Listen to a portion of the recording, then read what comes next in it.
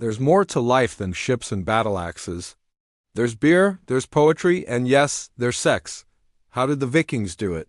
What did they do for fun? Let's find out. Welcome to Fire of Learning.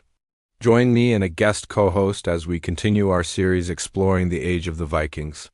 Today, we're talking about sex, intimacy, and relationships during the Viking Age. What kinds of lovers were the Vikings? Let's start with the basics.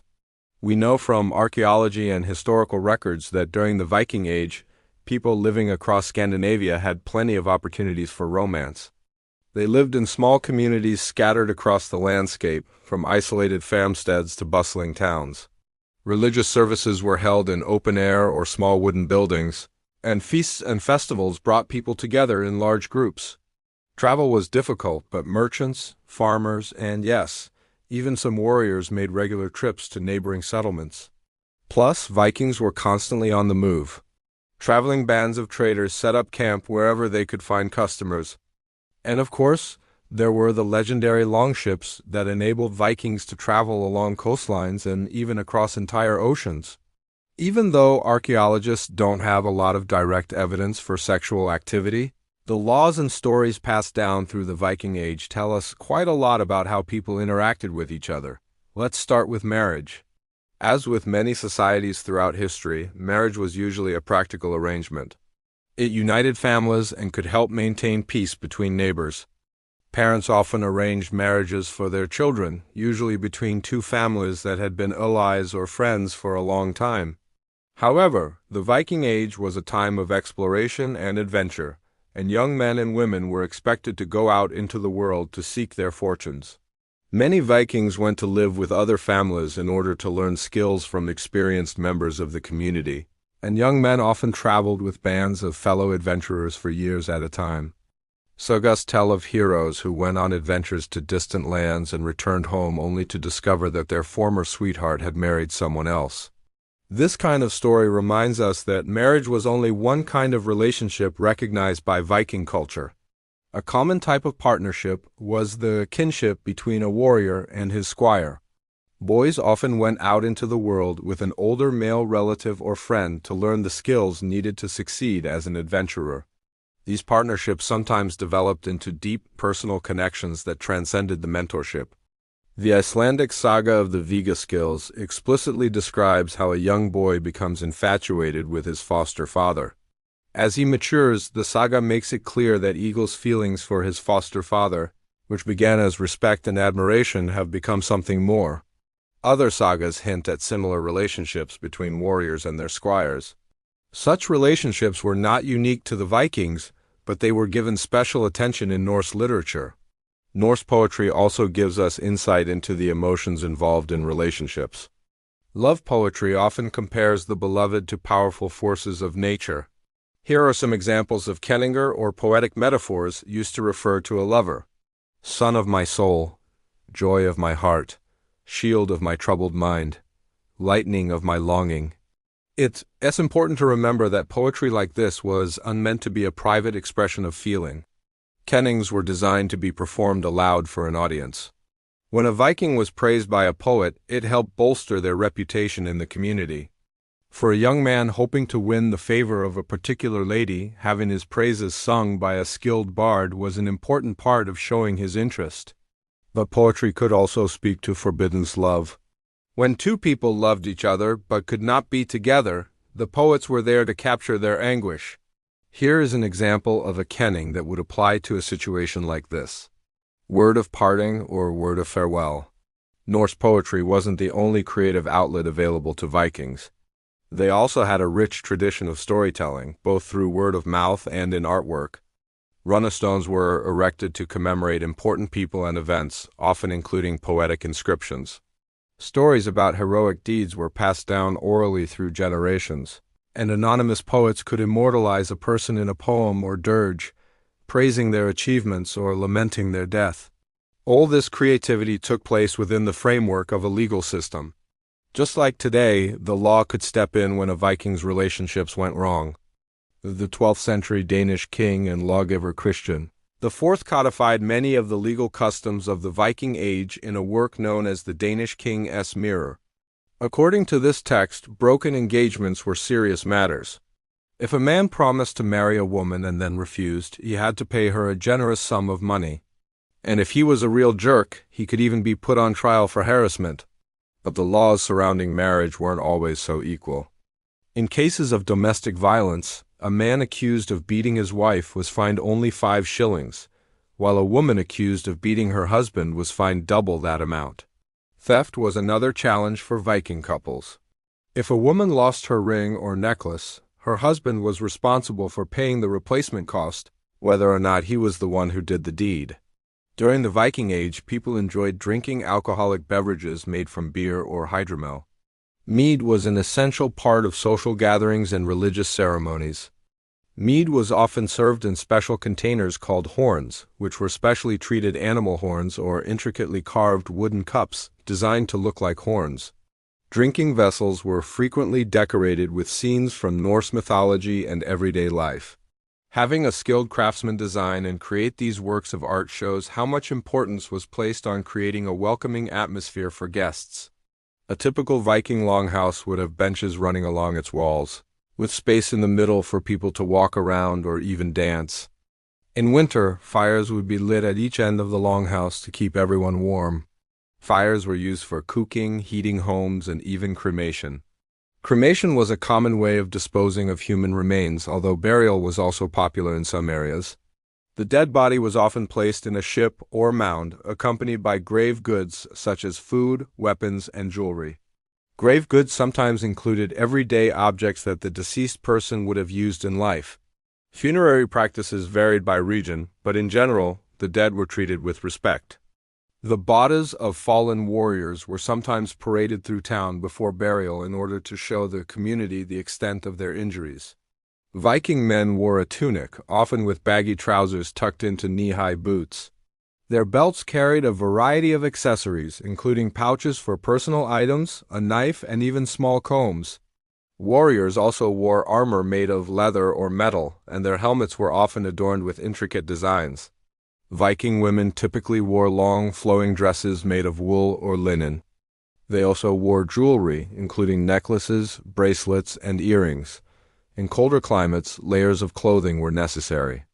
Sheepskin cloaks and hats were worn for extra warmth.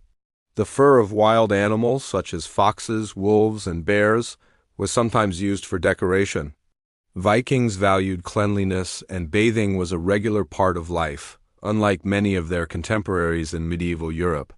Public baths were heated by a fire and were a place to socialize as well as bathe.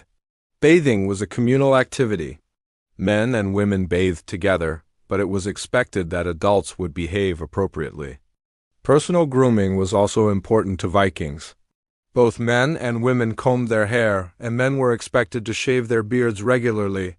Sometimes the Vikings would use lye soap to wash their hair and shave with. Shaving was done with a razor made of bronze or iron. It was common practice to pluck or wax off unwanted body hair. Bronze razors were expensive, so men who couldn't afford one would often share a single razor with another person. To save money, the Vikings worshipped a pantheon of gods and goddesses who played a significant role in their lives. Norse mythology was full of tales of heroism, adventure, and magic, and their beliefs often blended with everyday life. Gods and goddesses were seen as having human-like qualities, and myths often explained natural phenomena. Important religious festivals were celebrated with feasting and ritual sacrifice. The most famous of these festivals was Yule or Christmas, which honored the god Odin and celebrated the return of the sun after the winter solstice. Sacrifices were sometimes offered to gain favor with the gods, and animal sacrifices were common. Blood from the sacrifice would be thrown into the air and caught in a special vessel. If it dripped out of the vessel, it was bad news. Human sacrifice, while sometimes mentioned in sagas, doesn't seem to have been widespread during the Viking Age. Instead, people offered their lives to the gods in a symbolic way by casting themselves into a volcano or allowing themselves to be devoured by a crocodile or wolf. As you can see, the Vikings were complex people with a rich culture and diverse range of experiences. By examining their laws, stories, and everyday objects, we can gain a deeper understanding of their beliefs and values. Archaeologists continue to make exciting discoveries about the Viking Age, and we'll be right there with them, bringing you all the latest news. Join us next time to learn more about the Vikings. What did Vikings know about intimacy? Did they cuddle, kiss, whisper sweet nothings in each other's ears? Or did their relationships revolve around procreation, societal standing, or just staying warm during the harsh winters? When it came to actual intimacy, the Vikings were nothing if not practical, a little wild. But they were definitely intimate. Intimacy wasn't always about passion. It was about timing, proximity, and surviving a long, freezing winter with another warm body. But that doesn't mean there wasn't creativity. After all, nothing says romance like two people snuggled up under a fur blanket while a pig snores next to them in the longhouse. Let's talk about the setting first. Viking homes weren't built for privacy. The longhouse was essentially a giant log cabin that housed extended families, their servants, animals, tools, and gossip. The hearth was in the center, smoke wafted through a hole in the roof, and beds lined the sides of the structure. There were no rooms, no doors, just a few curtains or tapestries if you were lucky. If you wanted to get cozy with your partner, you did it quietly or pretended everyone else was asleep. The beds themselves weren't luxurious. Think raised wooden boxes filled with straw or animal skins, shared with children, dogs, or visiting cousins. Bedding was valuable, so soft fur and warm cloaks were the Viking equivalent of silk sheets. The cold meant people slept in layers, but also sometimes in nothing at all, depending on the situation. It was survival with a side of snuggling. But Vikings didn't just stumble into intimacy. There were rituals, and grooming was one of them. Despite their reputation as barbaric raiders, Vikings were actually cleaner than most of medieval Europe. Archaeologists have found tweezers, ear spoons, yes, for scooping wax, razors, and combs made from antler or bone in nearly every excavation site. Saturday was bath day, and it wasn't just a tradition, it was a social event. Steamy bathhouses, river dips, or wooden tubs were used to soak away the filth of the week. You can almost picture two young lovers locking eyes across a steam-filled hut, cheeks flushed from heat and awkwardness. Scent also mattered. Viking men used scented oils, and women wore herbs or perfumes in their hair. Good hygiene was sexy, bad breath? Not so much. There is even evidence that Vikings chewed birch bark or sweet-smelling roots to keep their mouths fresh, medieval gum. Essentially, they knew attraction wasn't just about looks. It was about not smelling like rotting fish. And speaking of looks, physical attraction mattered too, but not always in the way we expect. Men were expected to be strong, bearded, and well-dressed. Jewelry, arm rings, and fancy cloaks showed off wealth and status. Women wore colorful dresses, brooches, beads, and braided hairstyles, not just for beauty but to advertise family connections and wealth. Clothing was tight in all the right places, and a well-draped tunic could do wonders for your courtship chances. Once paired, couples often had to sneak in moments of connection. With privacy rare, Viking lovers relied on stolen minutes behind doors or out in the woods. Or, if they were married, they just accepted that their mother-in-law sleeping 5 feet away wasn't going anywhere. Romantic? Maybe not. Realistic? Absolutely. But what about when things got complicated? Jealousy and infidelity weren't just personal matters. They could be social disaster. Accusing someone of cheating, especially a woman, was serious business. Viking laws had clauses about slander and honor, especially involving accusations of sexual impropriety. A false accusation could lead to exile or even death. A true one? It might lead to divorce, revenge, or a messy saga written by an angry poet. Men were expected to control their households, but that didn't mean women were helpless. Far from it. A Viking woman who caught her husband cheating could legally throw him out. She could reclaim her dowry, take her children, and return to her family. She might even take a lover. Herself, Viking sagas include bold, fierce women who refused to be silent, who plotted revenge, made demands, and shaped their own destinies. And speaking of lovers, not every relationship was one man, one woman. Viking society, like many ancient cultures, had more flexible ideas about pairings. There are stories of men keeping concubines, usually enslaved women, and of women who took lovers while their husbands were away at sea. It wasn't exactly encouraged, but it happened and people talked. But relationships between free men and enslaved women weren't romantic. Slavery in Viking society was brutal and dehumanizing. Enslaved people had no rights and their consent was never a factor. These relationships were about power, not passion, and they leave a dark shadow on the Viking legacy. Many children were born from such unions, and their place in society varied depending on the father's willingness to acknowledge them. Children, in general, were expected. Fertility was prized, and childbearing was a woman's most important role. But that doesn't mean it was safe. Childbirth was dangerous, often fatal. Midwives did their best, using herbs and charms to ease pain and ensure survival. Some women died in labor and were buried with baby cradles, a heartbreaking reminder of how high the stakes were. Despite the risks, Viking women had more control than many others in their time. They passed on property, ran businesses, even sued their husbands in court. They weren't just passive mothers. They were active participants in their world, including in matters of love and sex. But what if a couple didn't want children? The Vikings had answers, sort of. Herbal contraception was used, though it wasn't very foolproof. Juniper, mugwort, and wild carrot were believed to prevent pregnancy. How effective were they? Not very, but they show that people were thinking about these issues. Abortion herbs were also known, but dangerous. Sometimes, desperate women risked their lives to avoid having another mouth to feed. Even more interesting is how Viking men were judged not just by their strength, but also by their control. A man who boasted too much, who couldn't keep his wife happy, or who failed to produce children was considered weak. Masculinity wasn't just about swinging an axe, it was about leadership, loyalty, and, strangely enough, knowing how to run a household when needed. So, where does this all lead us? To a society that was earthy, complex, and more nuanced than its war-loving reputation suggests. Viking intimacy wasn't all romantic poems or wild orgies. It was about survival, family, community, and, yes, a little fun when the goats weren't watching. The further we look into Viking life, the clearer it becomes. They weren't just raiders or warriors. They were lovers, parents, poets, and very real human beings, trying to find warmth in a cold, chaotic world. This video was made possible by my awesome patrons. If you'd like to help support this channel, please visit our page. And thank you for watching. In the age of social media, Ghost Recon 2 is back and letting players take the past into their own hands. Now, sex wasn't just a personal act for the Vikings. It was a reflection of their entire culture, infused with mythology, magic, and madness. But as our Viking friends spread across Europe, their erotic encounters became even more epic.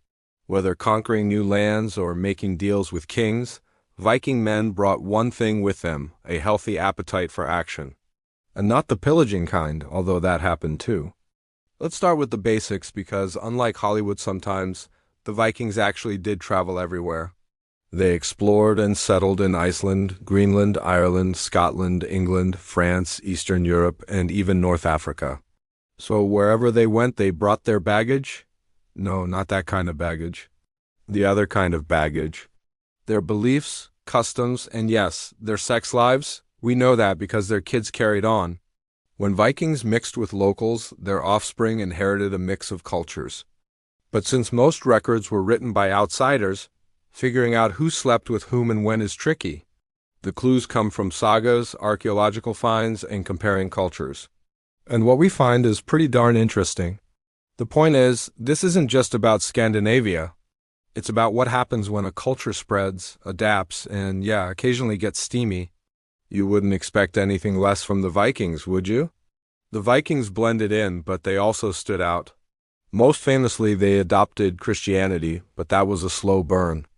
In the meantime, they kept many old ways, and that included dealing with lovers. Think about it. Marrying outside your religion is normal today, but in the past, it was a big deal. And Viking love knew no borders, either literally or figuratively. But let's start with literal. As mentioned earlier, the Vikings spread everywhere, and that meant lots of opportunities for mixing it up. For instance, they had a taste for Irish women, whether through marriage or abduction. There's even a legend about an Irish slave girl named Ragnaros. who might have been the inspiration for the whole Ragnar story. Then there were the Rus Vikings, who settled in what's now Ukraine and Russia, adopting local customs and languages but keeping their old beliefs. Love, of course, followed along for the ride. The Kievan Rus was a major player in Eurasian trade, and its rulers commissioned grand churches. But that doesn't mean they ditched the old ways. Remember, conversion was a process, and the Rus princes married many pagan women. So we're talking about a lot of ground. Consider Yaroslav the Wise, who married a Byzantine princess. In his Word of Law, he talks about church marriages. But his own daughter married a pagan prince. So it was a complicated landscape, which brings us to that elusive Word of Law. It wasn't just one thing. Different Rus rulers put different laws in place, but overall they aimed for order in a messy world, and that included marriage. The word husband in Old Norse means owner of the wife. So yeah, marriage meant control. But there were limits. A man couldn't marry his close relative, nor could he force himself on someone who resisted. Women, too, had rights. They could sue for defamation, seek a divorce, and even demand their ex-husband's head if he beat them. Though it wasn't exactly a 50-50 split, men had the upper hand, but women had options. In some cases, they had lovers on the side. Think about it. If a husband beat his wife, she could kick him out. And if he was a total jerk, she could drag him to court. In a culture where men prided themselves on their manhood, that's saying something. But here's the kicker. Church or not, Viking culture blurred the lines between marriage and non-marriage. Sagas tell stories of summer love affairs. And some historians think those might have been more common than we think. We're talking about a culture that allowed women to take lovers, not exactly a monogamy hotspot, but if you want scandalous, buckle up, because it's time to meet the one and only Gunhild. Yeah, we don't know how to pronounce that name either. This woman was legendary. Maybe she was entirely myth, but maybe not. According to Saga, she was a shield maiden who led armies, slew kings, and was totally fine with having lots of husbands. The stories say she had 6, but rumors claimed it was way more. Now, a lot of sagas are rooted in history, even if embellished, so it's possible that Queen Gunhild had a lot more lovers than your average Viking lady. She was also called the Scorn of Kings, which makes you wonder how she picked her partners. Was she into power, revenge, or was she just a fan of variety? Actually, we can answer that last question. Archaeologists found an inscription on a comb that translates to "Give me a man every night or I'll break my comb." I don't know about you, but that sounds like a woman who likes options. It also sounds like a nightmare for any boyfriend. But Viking sex wasn't just about passion and conquests. It was also about politics. Royal marriages were strategic. They secured alliances, divided land, and cemented power. Take, for instance, King Olaf Tryggvason, who married a king's daughter, Astrid, probably to cement an alliance. Turns out Astrid was hot, and Olaf forgot all about strategy. Suddenly, he wanted to convert her to Christianity. She was having none of it, so Astrid pulled a classic power move. She refused to sleep with Olaf unless he accepted her religion. So basically she said, "You want God? Fine, come pray with me." But Olaf wasn't budging. And that was the end of their political marriage. Still, royal romance wasn't off the table. King Sweyn Fortbird of Denmark had a son out of wedlock. Whoops, probably wasn't part of the plan, but this wasn't some random fling. Sweyn was 60 years old and his concubine was half his age. Size, love knows no bounds, folks. But if you thought Olaf and Astrid were stubborn, just wait till we talk about Eric the Red. He's the guy who went to Iceland, committed manslaughter, and then got banished to a tiny island, Greenland. Oh, and he also founded a settlement there too. But let's focus on the love life because Eric wasn't playing games. After killing 2 rival chiefs, he got kicked out of Iceland.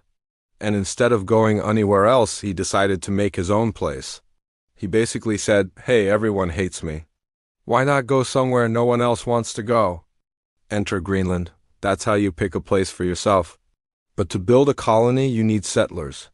And what's the best way to recruit them? Offering them a queen, naturally. Eric invited everyone he knew, hoping they'd settle down and start families. Hey, maybe he wanted to show them that nice guys finish first.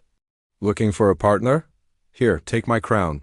He might not have said that exactly, but you get the point. Then there was Leif Erikson, Eric's son, who sailed west to Vinland, modern-day Canada. He might have met some First Nations women there. And we know that because he brought some back to Iceland.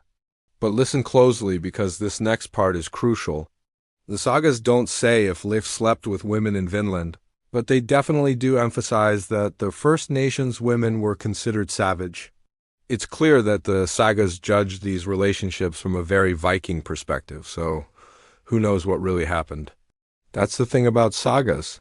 They're usually biased toward one culture over another. In the case of the Vikings, they give us an insider's look at a unique way of life. But when we hear about other cultures through their eyes, things get a little more complicated. Like when the Vikings met the Anglo-Saxons in England, sparks flew. Now, it wasn't all meat halls and happy endings, and there's a lot of blood involved, but it was hot. The Vikings loved England, and not just for its riches, they loved it for its people. Their taste in women bordered on obsession, which made the English respond in equally dramatic fashion. Basically, there was a lot of fighting for dominance and a lot of passion thrown in for good measure. The Vikings even gave some of their gods English names like Tiwor, Tyr, who got the Tuesday slot, and Woden or Odin taking Wednesday for himself. Talk about cultural crossover. So yeah, Viking sex was never boring. And when they mixed with other cultures, things heated up. The sagas are full of battles and betrayals, but they're also full of wild love affairs. Sometimes they combined both. Think of it as a soap opera with swords and sandals. What you will not find is a straight line. That's because the Vikings took the twists and turns of life in stride. And if they didn't, well, they just made up a god for it. All right, Viking fans, the adventure continues on the History Channel. Check out Vikings for more. Just remember, you heard it here first. The northern lights danced across the sky, painting the fjords in hues of emerald and crimson. Inside a sturdy longhouse, a fire crackled, casting flickering shadows on the faces of the assembled Vikings. They weren't gathered for battle strategy or political debate. No, tonight their hardened faces were softened by the glow of storytelling. Tonight they were sharing tales of love, lust, and loss. They spoke of Thora, a shield maiden who captivated the heart of a neighboring chieftain's son. Of Amleth, a young woman whose scorned love for a Viking warrior led to a pact with the spirits of the dead. And Einar, a weary traveler who found solace in the arms of a mysterious woman by the sea. These sagas weren't just entertainment. They were a window into the soul of a society, revealing how the Vikings, known for their ferocity in battle, grappled with the complexities of human relationships. And as we peer into their past, we find echoes of our own desires, struggles, and heartbreaks. We've explored the passion, the peril, and the politics of their love lives. Now it's time to delve into their twilight years. What did it mean to grow old for the Vikings? How did their views on intimacy change? And most importantly, how did their stories evolve over time? Let's embark on a journey through memory, myth, and the lingering embers of a civilization that continues to captivate us. The air is thick with wood smoke and the scent of brine as we stand on the shores of a frigid fjord. Before us lies a Viking village, but it's not bustling with the energy of a thriving community. No, this is a twilight world. Longhouses stand empty save for the echoes of laughter and the ghosts of feasts past. The forge is silent. The boats are unmanned. Our gaze drifts towards the sea, wondering where have all the Vikings gone? Where have they all gone? Well, that's a good question. You see, despite the dramatic sagas and epic poems that immortalize their deeds, life for the Vikings wasn't just about plunder and poetry. They farmed, they traded, they built communities. And as the centuries rolled on, many of them sought stability, prosperity, and peace. And let's not forget the natural order of things. Time marched on, claiming the Vikings one by one, leaving behind a diminishing band of brothers and sisters. Birka, once a hive of activity, now bears witness to their passing. Empty homes echo with memories of laughter and life. The great hall, once reverberating with the clash of tankards and boasts of heroic deeds, is shrouded in an eerie silence. A faint breeze whispers through the deserted village, carrying with it the scent of decay and the laments of a forgotten people. Yet, even in this twilight, their spirit endures. The sagas tell of legendary heroes, daring adventures, and mythical creatures. They were passed down through generations, keeping the flame of Viking culture alive even as their villages emptied and their legacy faded into the annals of history. But wait, before we say our final farewells, there's something we must address. You see, while the sagas capture the essence of Viking life, they're not just historical records. They're narratives crafted by skalds, the Viking poets, storytellers, whose verses not only documented events, but also served as a tool for shaping memory and identity. The sagas were shaped by the biases, perspectives, and poetic licenses of their creators, weaving together fact, legend, and imagination. Consider, for instance, the portrayal of women in these tales. Are they strong-willed and influential, or passive and subservient? How do the sagas shape our perception of Viking society? Were they progressive for their time or deeply rooted in patriarchal norms? And let's not forget about the influence of Christian scribes who recorded and retold Viking sagas during and after the Christianization of Scandinavia. Did they sanitize the tales, downplaying paganism and violence? How did this retelling shape our modern understanding of the Vikings? And here's another intriguing question. How did the Vikings themselves view their history? What stories did they tell around their firesides? And how did those narratives compare to the versions that survived? By recognizing the complexity of these sources, we enrich our understanding of the Viking Age. It becomes a richer, more nuanced tapestry woven with threads of bravery, faith, ambition, love, loss, and the relentless march of time. And yet, as we stand on the precipice of a new era, let's pause for a moment and reflect on the legacy of the Vikings. They were explorers, traders, and warriors who ventured beyond the familiar shores, leaving an indelible mark on the course of European history. But they were also fathers, sons, lovers, and dreamers. Their lives weren't just defined by battles and conquests. They, too, experienced the joys and heartbreaks of the human condition. As we bid adieu to the Vikings, we carry with us their spirit of adventure, their thirst for exploration, and their stories that continue to resonate through the ages. Their sagas are a testament to the power of storytelling, reminding us that even in a world of fading memories, their legacy lives on. And who knows, perhaps their tales will inspire us to explore our own past more deeply, to seek out the stories that connect us to our ancestors, and to keep their memories alive. For in doing so, we honor not just the Vikings, but the richness and complexity of human experience. Thank you for joining me on this journey through time. If you've enjoyed learning about the intimate lives of the Vikings, I invite you to subscribe for more captivating historical tales. Together, let's keep their spirit alive and ensure that their stories continue to inspire and amaze. Until next time, stay curious, keep exploring, and remember the sagas live on. In modern discussions of sex, we're often told to take risks, to explore our desires and pleasure. But if you've ever felt uncertain about your sexual desires, know this: you're in good company. For centuries, humans have grappled with uncertainty around sex, as evidenced by a wide range of topics explored in letters to a sex advice columnist named Ask Lady, and I'm no different. Take my recent encounter with a stranger, for example. I met this guy online and things were going well until suddenly he told me he was bald and overweight. Next thing I know, I'm having second thoughts. Could I be attracted to him without his clothes on? It's hard to say. The truth is, when it comes to attraction, you never truly know until you leap. But is there a better way? An easier way? Like maybe if I took him on a date first, like a sort of audition, see how I feel? Or maybe that's unfair to him. What if I ask Lady? Ask Lady was a popular advice column in 19th century America, and its author used the pseudonym Ask Lady, a name chosen for its similarity to the famous Victorian sexologist and sex researcher Richard von Krafft-Ebing's pen name, which was Dr. Magnus Hirschfeld. Hirschfeld was fascinated by sexual diversity, and he corresponded with those seeking his expertise on the matter, offering them advice and, where appropriate, suggesting meetings with him personally. He would come to be known as the most prominent sexologist of his time.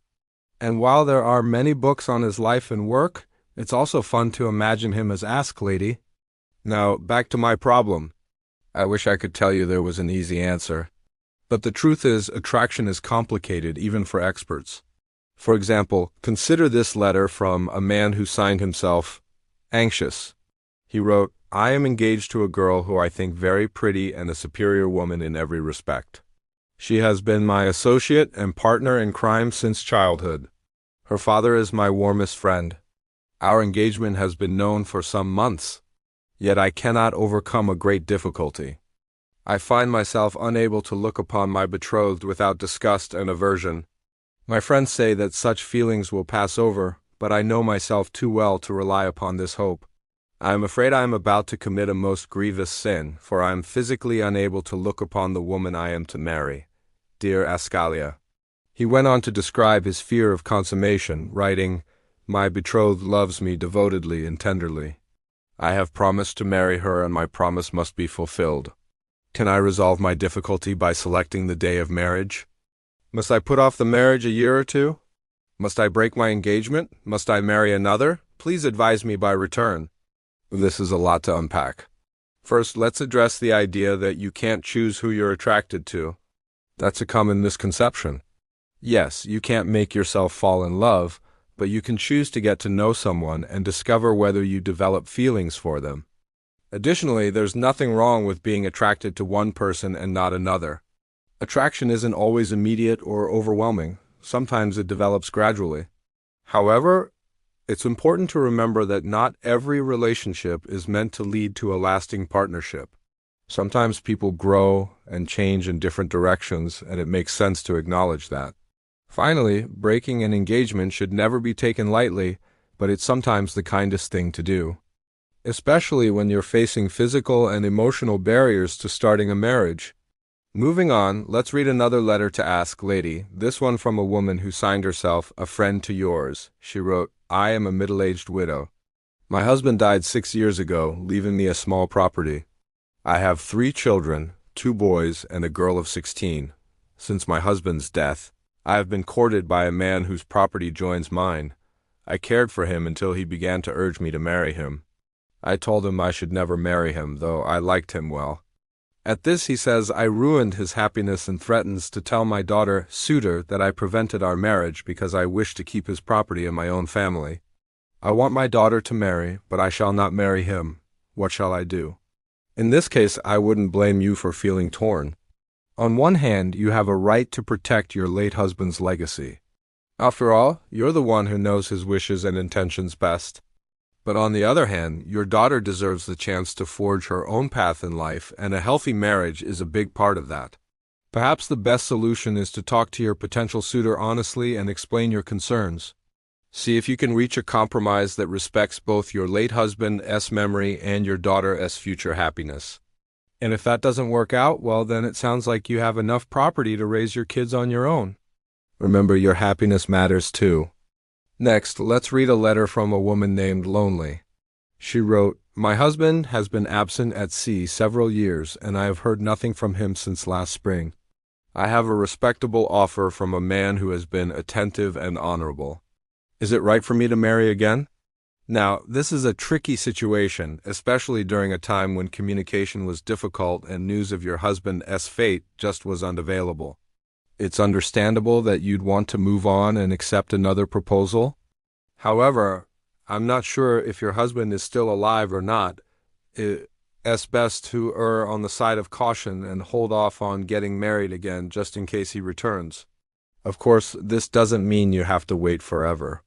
If enough time passes with no word from your husband, then it might be okay to explore other options. Ultimately, it's your decision, and I trust you'll do what's best for you and your family. Finally, let's read a letter from Hester. She wrote, "I am the wife of a clergyman and have borne him 4 children. My husband is temperate in his habits, but is naturally of a melancholy temperament. I am younger than he is and have loved my husband tenderly, doing my utmost to cheer him in his depressions. Our intercourse has always been regular until within the past year. Since then, he has avoided me, alleging business abroad. His visits have been brief and hurried, causing me great mental suffering. I have asked him to account for this neglect, and he replies that I am mistaken. He has acted as he ought. I believe he has not been unfaithful to me, but I am conscious that I have been the object of his aversion. I am unhappy beyond expression and fear my health is impaired. What shall I do? Hester, I'm sorry to hear that you're going through such a tough time. I understand that you're hurting and looking for answers, but unfortunately I can't provide any. Every marriage is unique, and there is no one-size-fits-all advice when it comes to dealing with issues like infidelity or avoidance. However, I strongly encourage you to seek help from a qualified professional, someone who can listen to both your sides of the story and guide you towards a resolution. Remember, you deserve to be happy and fulfilled in your marriage. Don't settle for anything less. So there you have it, a glimpse into the world of Ask Lady and the fascinating queries that crossed his desk. From navigating tricky romantic situations to seeking solace in times of need, each letter offers a unique window into the complexities of human relationships and the timeless search for connection. So, whether you're pondering your own relationship woes or just curious about the intimate details of others, these tales are sure to resonate with anyone who has ever navigated the unpredictable terrain of love and relationships. Thank you for joining me on this journey through the annals of Ask Lady. And remember, no matter what challenges you may face in your own love life, you're not alone. There are always people who have walked in your shoes before, and even more who will in the future. By sharing our stories, we can find strength, understanding, and ultimately, the courage to keep going. Until next time, may your love life be filled with laughter, understanding, and a little bit of Ask Lady wisdom. Take care.